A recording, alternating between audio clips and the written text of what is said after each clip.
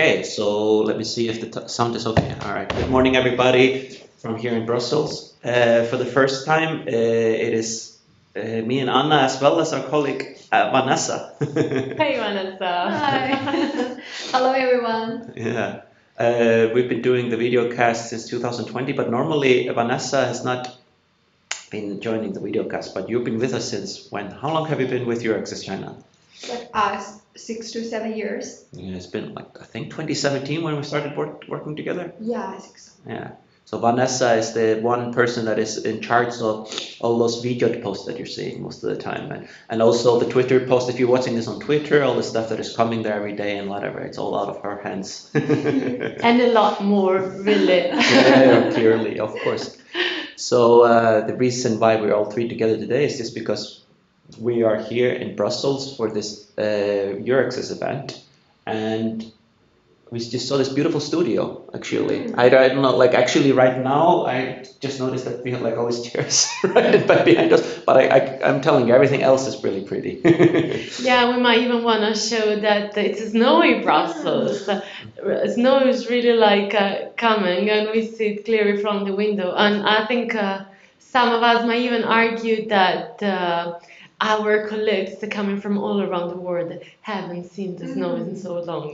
No, Some no. of them. I mean, like, we woke up this morning with like just like beautifully Christmassy snowfall out like that, and one of our colleagues would just want to go out and take pictures.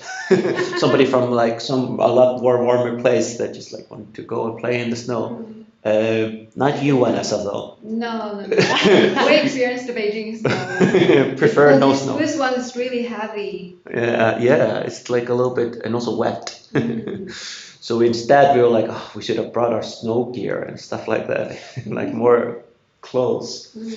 Yeah. So how do you guys like the event so far? This is the third day that we're here in Brussels. Yeah, we are joining this training, and honestly, first of all, it's very important and it's very cool to be all together. We're here together with all our colleagues from EURAXESS Worldwide, Australia, North America, Singapore, Korea, Japan, Latin America, Africa, for sure I forgot some.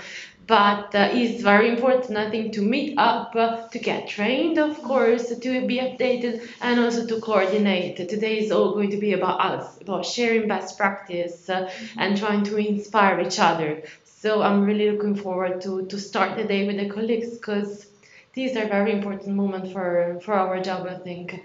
Are you happy, Vanessa? Yeah, extremely happy. I have met a lot of colleagues from all over the world. It's really exciting. They share the insights and most update news from them. And yeah, I think later there are going to be someone join us, right? We'll see if we can grab somebody. I mean, like, it's not obligation for them, but if we can grab somebody from interesting place, hopefully they can maybe join our podcast.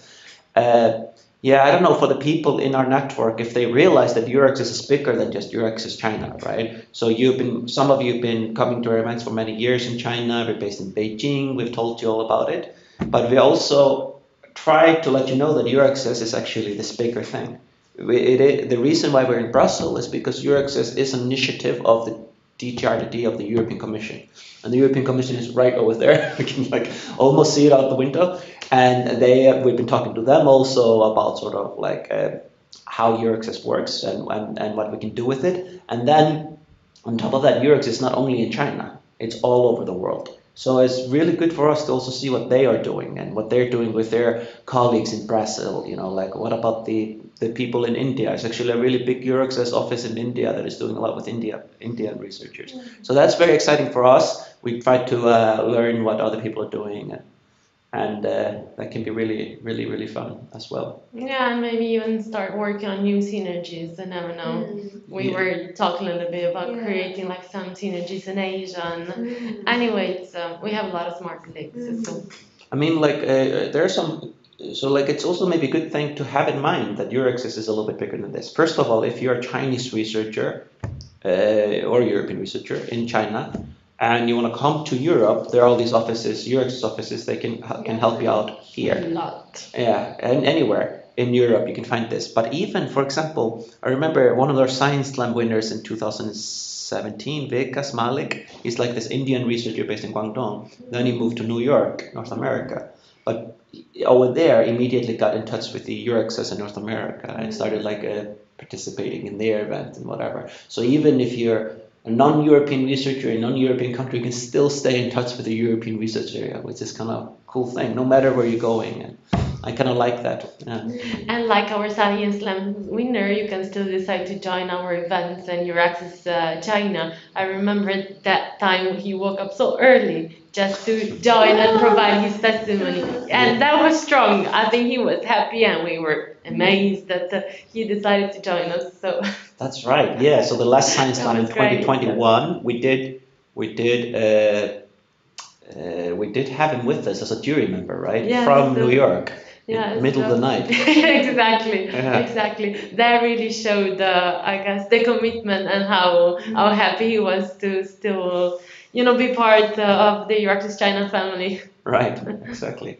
But talking about the Science Lab, now that all the stuff is sort of, all these COVID measures have been lifted a little bit, we think that we can finally do it again, right? So we have it on our agenda in May to do the Science Slam once more in China. I think this will be seventh time, eighth time, I forgot.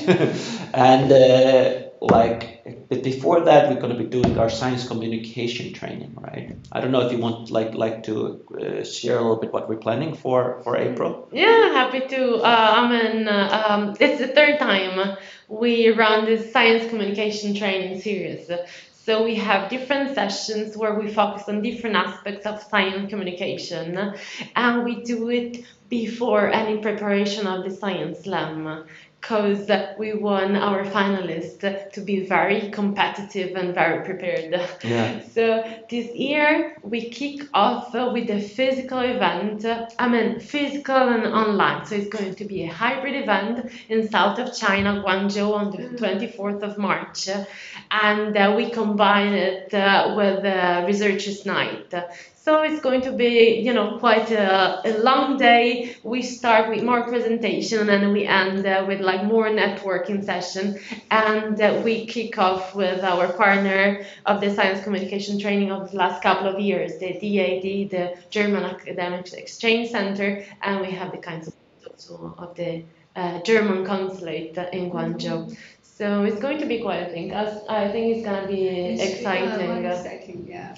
Our science communication trainings have been quite successful, right? Yeah, I think yeah. it's something Yeah. useful for Chinese researchers. Yeah. We share with them how to perform and how to deliver your idea and how to make a very successful speech. So, if you can perform well and you can have more funding. It's a good. That is a good point, Vanessa. Yeah. Exactly, yeah. So like over the years, we tried a lot of different ways to go about it. I remember we set up, arranged how to sort of speak on stage and also like how to perform. For example, we had a Chinese trainer a couple of years back that was talking about like sort of the performances of it, but we also talked about how to brainstorm and come up with good ideas and so on. And we've also gone into other like fields of science communication training, like how to talk to your boss, right? Or how to talk to your, how to get published and other things like this. But this year we have like a little a secret ace in our sleeve in terms of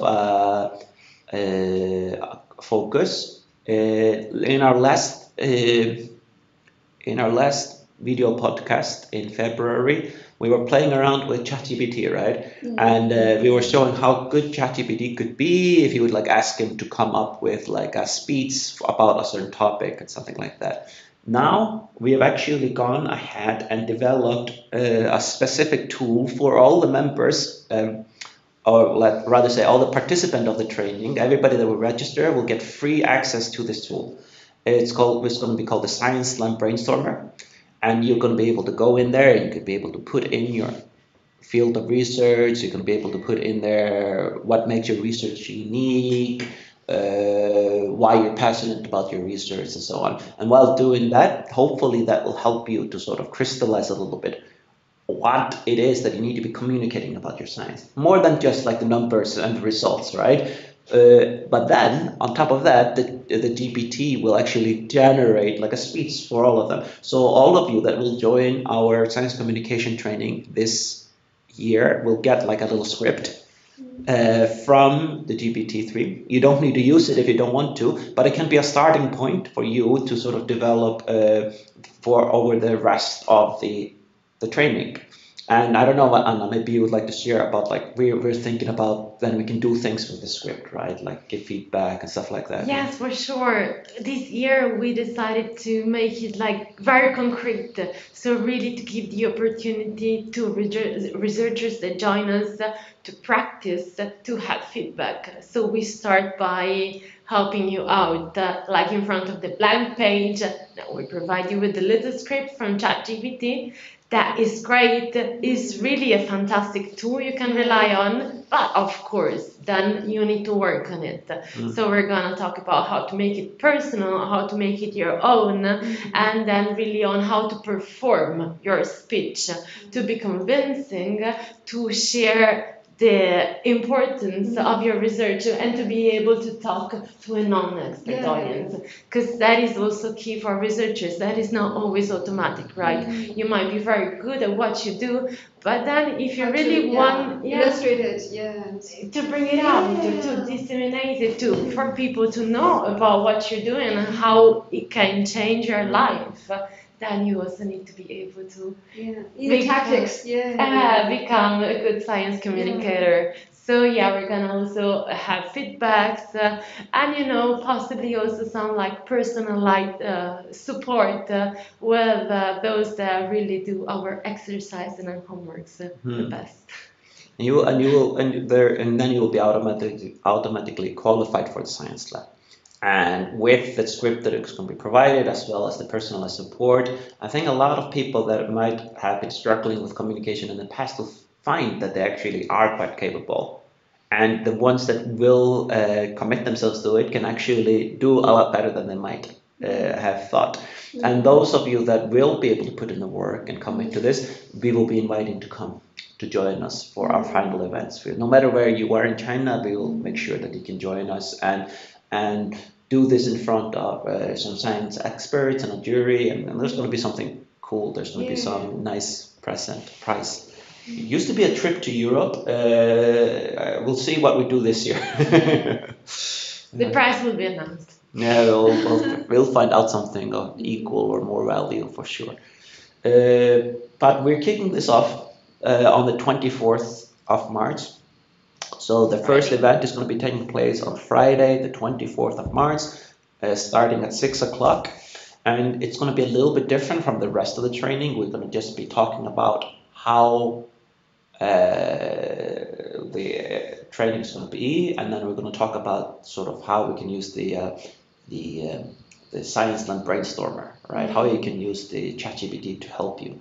And we will have that sessions taking place on this date, and we will also officially kick off the event. And this is going to happen obviously online for everybody that will register, but it's also going to be actually a physical event in Guangzhou.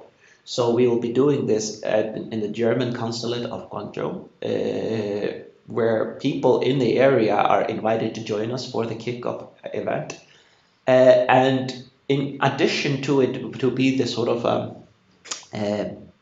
science communication training start, it's also going to be our researchers night in Guangzhou this year. So we've done the researchers night a couple of times before in Guangzhou. We did one in November 2021, so like 1.5 years ago. That was really fun.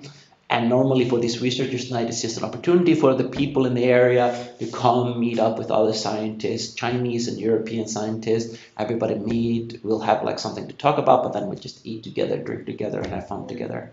And we're going to be doing that now in Guangzhou on the 24th. And we're going to attach it to this. But it's also going to be online, right? We're going to be streaming it to Zoom. So Anna is probably going to be on top of that, I think. Yeah. We won't have snow. It's gonna be much better weather. So if you are around Guangzhou, please join us. Yeah. Yeah, in Guangzhou, for sure. I mean, like if you're in Guangzhou and even Shenzhen or whatever, just come over. We're gonna kick off the science communication training, but we're also gonna have some other speakers talk about like different topics. It's gonna be really nice. We're working with the German Academic Exchange Center in Guangzhou on this topic, with the German consulate. It's perfect. It's gonna be really nice. Yeah. Yeah, and well, maybe I'm gonna go and check if there's any worldwide colleagues that want to join us. Yeah. I think before we move to that, we wanted to announce another event that is upcoming very soon, right? Yeah, so like the Marie Curie Alumni Association is also setting up, and sorry, the Marie Curie Alumni Association's chapter of China is up and running again. So it's been a little bit like under the weather for the last 3 years during COVID, but now they have a new, very active board. They have colleagues from sort of Chinese alumni of this organization that are now very eager to organize a lot of new activities. And they're going to be doing if you're a Marie Curie alumni from China, you should take a look at their annual meeting that will be taking place in Munich on the 1st of April. But even if you're not a Marie Curie alumni, but you're interested in the research opportunities and funding available from China, they are actually planning on the 19th of March this activity that I think is called, forgot what are going to call it exactly, because the name was kind of undetermined. It was something like youth talent something. European funding youth talent something. But the main thing is like these guys, these gals, they are well connected and they know a lot of people that have been successful in getting European funding. And this includes people that have applied for ERC, people that have applied for Marie Curie and so on. So they're going to put together 3 testimonies to share in an online event on the 19th of March. So we're going to be publish this obviously to everybody. We'll make sure this is going to be on Chinese, I'm pretty sure. So this could be a great opportunity to sort of hear from your Chinese colleagues about their successful experience with getting this kind of funding. So maybe you go and take a look if anybody. Yeah, here. I'm gonna go take a look. In the meantime, I don't know, like maybe you join me here, Vanessa. So we're not quite over yet today. I don't know, like. Maybe I would like to add as well that in April we are going to be planning in the 3rd week of April 2 thematic meetings for European researchers in China. There's going to be one for STEM people like science, technology, engineering, and then there's going to be another one for social sciences and humanities. We're going to be holding these events in Shanghai in the 3rd week of April. So if you're a European researcher in any of these fields, welcome to join us. Yeah. I mean, like also the European delegation is supporting us here. So you can apply to get like funding to come. So like most of you are not necessarily in Shanghai. You might be coming from Guangzhou or Beijing, but everybody should come. Now we can meet again finally, so that's like a great opportunity. Yeah, we have somebody with us? Yes. Okay, yeah. Oh, all right, okay. Hey, Jackson. So we have like a camera right there under the TV. May I join you here? Yeah, of course, go ahead.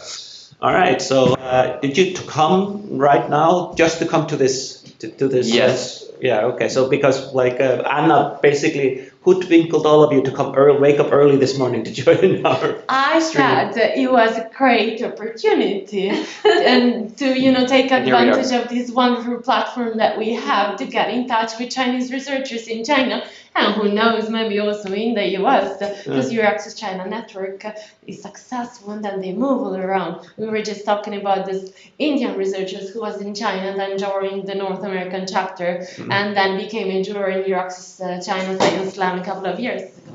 Yeah, exactly. So but let's give Jackson the word. Hello. And here, Nikos, please sit. But for 1 second, it's just fine. Jackson is from the North America one, and Nikos is our colleague here in Brussels from the EURAXESS Worldwide, right? and I was in your last Videocast in Brussels. Yeah. From Brussels. Yeah, In September. November or or summer? It was summer. It's September, I think. Yeah. Yeah. So everything is going okay now with the meetings and so on. He's behind everything that is going on. Yeah, these I'm days. behind everything. Yeah. Everything's going well. It's snowing, lovely day.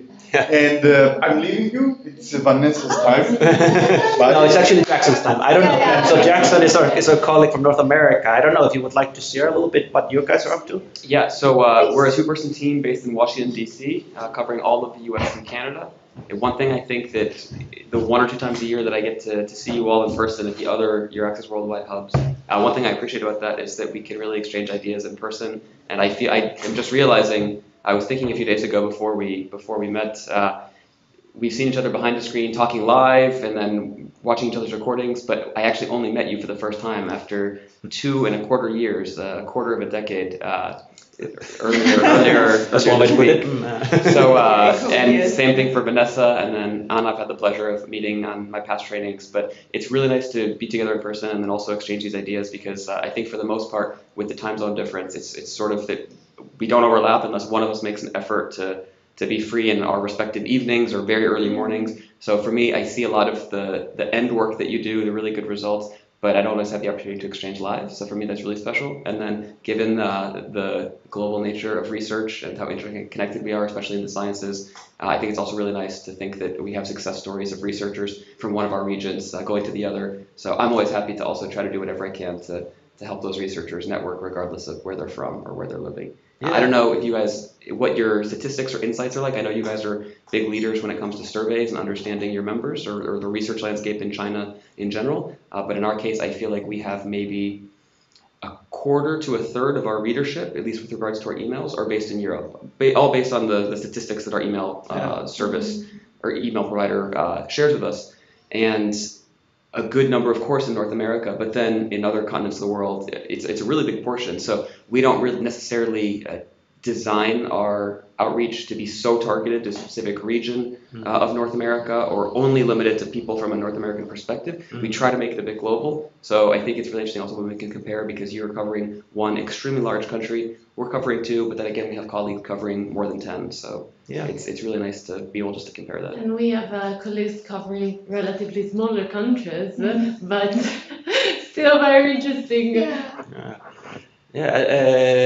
We also have with us, Judith from Japan, EURAXESS Japan as well. How are things in Japan these days? I thought you guys also had to go through a quite strict COVID year last year, right? And Yes, but now you're at the end of the tunnel with that, like us here in China, right?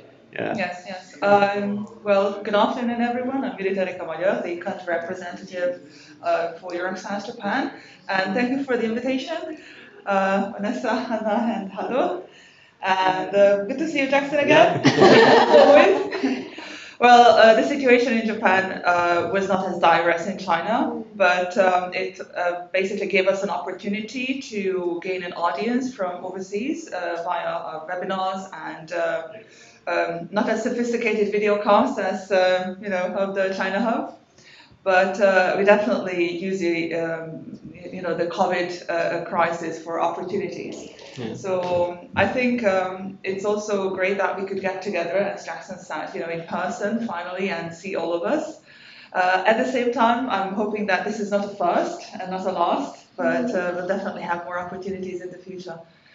And with reference to collaboration in Asia, I'm really hoping that we can do something in the future with the China Hub, especially because our time zones are so close. Right. And we've been trying to recruit our Korean and Indian colleagues to the same end. Yeah. What is some flagship thing that you've been doing lately? I remember you're doing a lot of like sort of Meet My Labs thing. So like, what is like the thing that you've been like sort of putting at front in the last year? We are basically hoping to move towards Pillar 2. That's a phrase we've been hearing quite a bit in the past few days. And target innovation, research and innovation more. And we've also tried to help our researchers move from academia to industry and helping them figure out how to actually do that, once they learn how to manage their own projects, how to make it profitable, how to file patents and so forth. That's really cool because I mean, like that's one of the things that I've always scratched my head at, because I'm not quite sure how to do this kind of transsectoral mobility things, and I would love to see how that goes. But you, on the other hand, you've been doing a lot of diaspora stuff, right? Well, there's just so many Europeans in America, and we've been trying to do this in China. I don't know, maybe you would like to share a bit how you go about that? Yeah, we inherited a very robust network of European scientific diaspora networks. I say that in the sense that many of them were already established. Other ones, my predecessor, who is currently the lab representative based in Colombia, along with her team, the total team of 3 people covering all of Latin America and the Caribbean.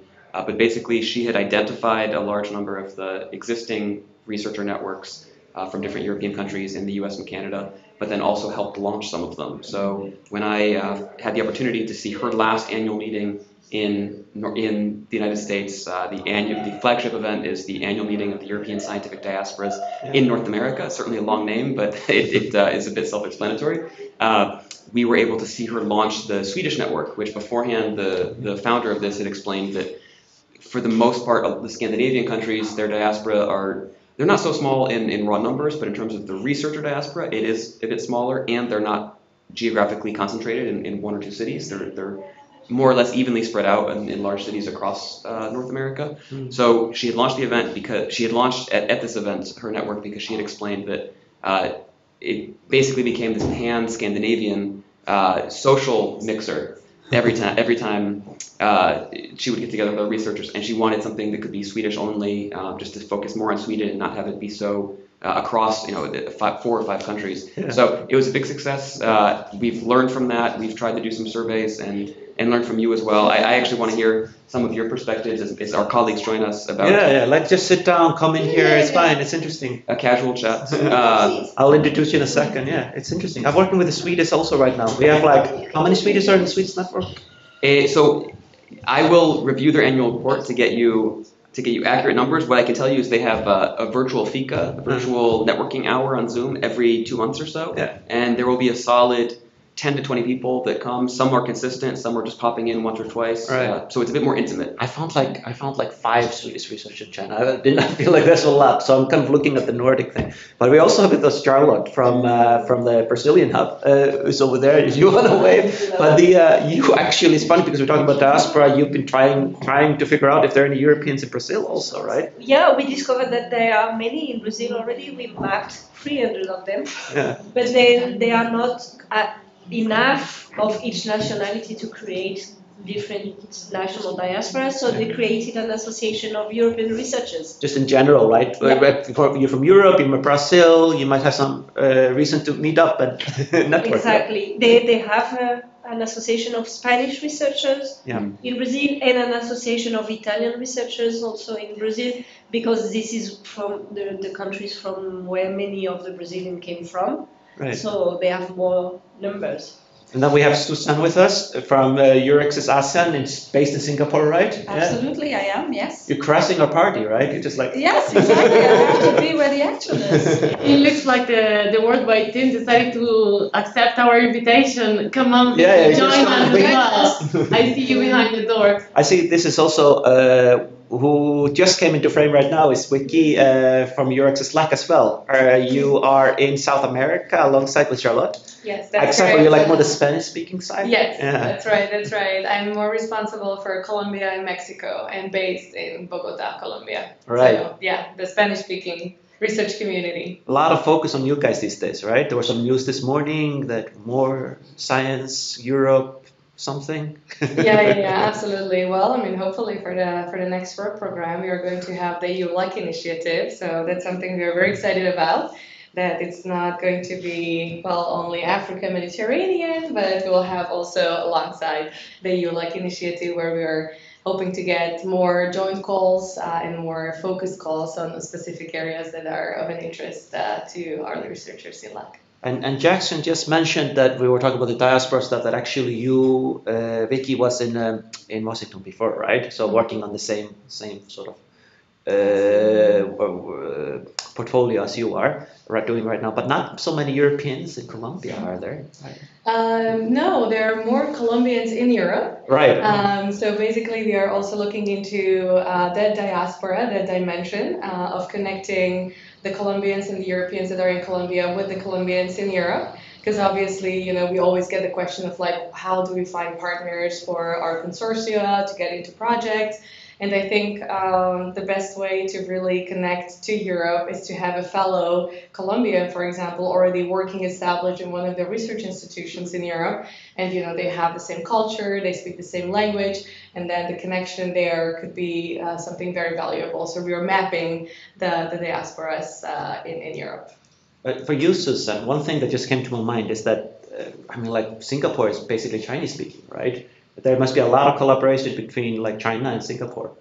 There is indeed, but we have to be careful. Singapore is very much an English-speaking country. All right, okay. There's a reasonably large percentage of Singaporeans who are of Chinese ethnic heritage. But there's very strong collaboration with China, definitely, but also with Europe. We have thousands of Europeans that work in Singapore in the research field, not just in the public sector, but also in the private sector, because we have a lot of European companies that are stationed in Singapore and they cover the Asia-Pacific market. Right. So the collaboration really between Singapore and the world in research and innovation is magnificent. It's really where Europe can also benefit greatly from working closer with the Singaporean researchers, because not only do they work very closely with Europe, with the US, with Australia, with China, with India, but they also, of course, cover the Southeast Asian area where we are located.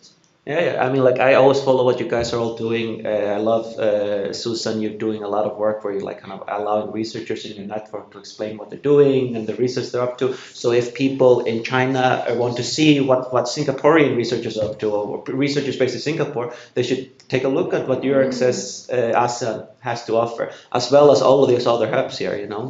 You guys can go to the websites. If you go to, I think EURAXESS.org would probably take you to the worldwide one. Yeah, and then you can find all of these different hubs. There's more to the world than China. You can see what it's a big country, but there's plenty of other things going on. And I think it could be especially interesting for you guys, even if you're not thinking about going to these places, just to see what the scientists are doing elsewhere, and also how they are working with Europe, because in the end it all connects, right? Yeah. Absolutely. I mean, we are really such interconnected global world that I guess that actually our network, EURAXESS Worldwide, is one of the best practices for the European Commission and the European Union, because we are not only connecting European researchers outside, but also within Europe and through all these collaborations. So this is just a good practice of how the world is global. And we will be sharing these behind-the-scenes photos afterwards. There's a lot of cross-promotional opportunities here with the different hubs. I actually recommend, during some of my outreach to our members in North America, I recommend, of course, that they're going to follow all of the EURAXESS North America social media accounts, but I tell them, if you follow the other hubs, it's really a way to get content from EURAXESS 24/7, because we're all across different time zones, posting different things, and then some of us may have personal interests in certain thematic areas. So if someone were to check EURAXESS China news, you're going to be sharing something from the European Commission or just from the research field in general that I may have missed or may not have posted so quickly. So down the line, down ballot voting for all of the EURAXESS hubs. No matter what time. Yeah. And also because everything has moved online because of COVID. I mean, we've all become very active in the virtual sphere. So whatever opportunities we offer, and I think if you look across the board, we probably have at least 3 events in the worldwide network every week. Yeah, somewhere. And they're all, you can always join them via your online tools. So it's so many opportunities for you to learn and get connected to the research community in any of our countries. So any day of the year, any time of the day, there's something going on, except for the last 3 days. We've been out of commission, I think. I think people are wondering, well, there's nothing coming from us now. We were just talking about the difficulty of having one-on-one calls between maybe some of the hubs in the Americas and our colleagues in Asia, at least overlapping during business hours, but that same difficulty lends itself to having the researcher is able to tune in at any time and find something. Also, I would say we record almost every single one of our webinars in Outreach. As we move more and more in person, we'll see how we're able to do hybrid, because I think there's different levels of hybrid. And what's quite easy is passive streaming, where you maybe check the chat and relay those questions. Interactive, I think, may be more time consuming, resource intensive. So I'll see as we move forward what we're able to do. But definitely webinars with the automatic recording, usually within 24 hours or so, we'll be able to put the recording up. So in that same sense, it may be difficult for researchers in our regions to attend your events live. But if you're also posting the large majority online, the next day they just check the page. Put it all on YouTube. We put it on YouTube and you'll Us too. I think if you just do a YouTube search and you look for our respective pages, I mean, there's a treasure trove, literally, of information and opportunities to connect, really. And today we're going to spend the day just sharing best practices and basically trying to understand how to work even better together. So, which is impossible. I know it's going to be tough because we already do so good. But that is going to be hopefully also the result of today's work. So stay tuned. Yeah, all right. Okay, yeah, we should probably finish it right here because we're starting. All right. Thank you guys so much for joining. Thank you. Bye-bye.